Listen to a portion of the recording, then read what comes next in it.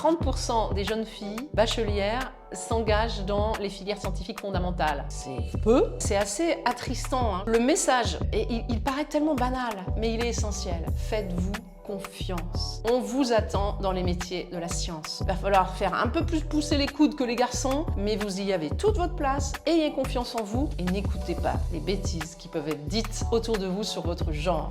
Deux constats, peu de jeunes s'engagent dans les filières scientifiques et je dirais de manière encore plus dramatique pour les filles. Il y a des explications. Ça se joue à la maison, il y a des biais de genre, il y a des biais de genre à l'école, ensuite tout au long de la scolarité, une autocensure qui se met en place au niveau des jeunes filles. C'est aussi dans la méthode d'apprentissage de ces matières de la science. Quand on regarde nos voisins, les pays européens, quand on regarde le Maghreb, ils ont une approche de la science qui est beaucoup plus pragmatique, qui est beaucoup plus dans l'opérationnel. On fait manipuler les enfants, on sort de la classe. En France, on a une approche de la science très théorique, très abstraite. C'est une vraie explication notamment du non-engagement des filles, puisque les filles sont pragmatiques, elles aiment s'engager sur des filières où il y a des valeurs, et les mathématiques abstraites, on ne peut pas dire que spontanément on peut en voir les effets pragmatiques dans la vie quotidienne. Il faut vraiment qu'on change notre façon aussi peut-être d'apprentissage. Ensuite, il faut absolument que l'entreprise, le métier de demain se rapproche du jeune